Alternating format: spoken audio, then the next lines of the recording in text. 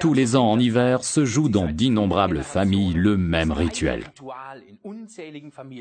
Non, nous ne parlons pas de la fête chrétienne de Noël, mais de cette orgie qui accompagne le plus souvent cette réunion de famille. Petit déjeuner, déjeuner, gâteaux et dîners se succèdent presque sans discontinuer, avec tout juste de courtes pauses entre chaque repas par souci des convenances. Malheureusement, on se gave souvent jusqu'à la dernière limite, et quand on croit l'avoir atteinte, on s'entend soudain dire « Dis, tu peux me repasser le flan à la crème, purée que c'est bon !» Mais fatal pour notre ligne en particulier, et le métabolisme du sucre en général. Parce qu'il en est ainsi en Europe depuis de nombreux siècles, l'homme a cherché dans la nature un remède pour limiter les effets négatifs de cette gloutonnerie et a trouvé une herbe dont l'odeur est presque un symbole de la période hivernale, la cannelle.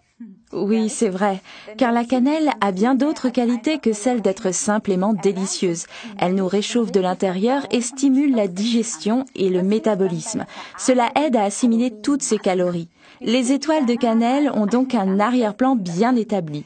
C'est pourquoi il est recommandé de boire Forever Blossom Herbal Tea, dont la cannelle est le principal ingrédient, avec l'article numéro 49, à chaque fois qu'on veut remédier aux effets d'une période de jeûne, ou bien ceux d'un régime ordinaire, ou encore quand il ne s'agit plus vraiment de se restreindre. Découvrez grâce à cette tisane pourquoi depuis 5 millénaires, les hommes font confiance à cette épice qu'on appelle la cannelle. Dans notre tisane Herbal Blossom, seule la saine et très onéreuse cannelle de Ceylan est utilisée. En effet, il existe aussi la casse de Chine. Très bon marché, mais moins bénéfique pour l'organisme. D'ailleurs, on la trouve souvent en prêt à commencer. Alors il faut mieux rester en bonne santé en faisant soi-même ses gâteaux. Mais voilà, maintenant l'ingrédient principal qui donne son nom au Aloe Blossom Herbal Tea, les fleurs de l'aloès. Ces fleurs légèrement basiques sont les bienvenues après une journée stressante et saturée en acidité. Mais en ce qui concerne cette tisane, la sagesse des plantes est loin d'être épuisée, car dans les sachets fermés hermétiquement se trouvent des zestes d'orange odorants, des clous de girofle, des feuilles de ronces, du fenouil, du gingembre, de la cardamome et de la camomille. Cette mixture contient des huiles essentielles légèrement stimulantes et volatiles, ce qui explique le conditionnement unitaire. Si on prend le temps de s'informer sur Internet à propos de ces plantes, on se rend compte qu'en l'occurrence on est tombé sur un véritable filon. Et on s'aperçoit aussi que l'on ne retrouve pas ces épices dans les plats de Noël seulement pour de simples raisons de goût. C'est pourquoi l'Aloe Vera Blossom Tea, article numéro 49, est stimulant, même sans caféine.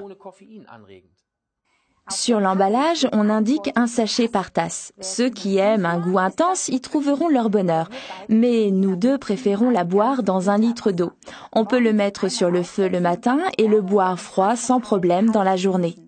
Dans les mois chauds d'été, on peut en faire un délicieux punch aux fruits avec un mélange aux myrtilles ou aux framboises congelées qu'on peut trouver au supermarché. C'est exactement ce qu'il faut pour votre prochaine fête en plein air. Mais la meilleure, la plus délicieuse des recettes pour les mois froids de l'hiver vient d'Ilse Paulsen, cadre supérieur de 78 ans vivant dans le nord de l'Allemagne.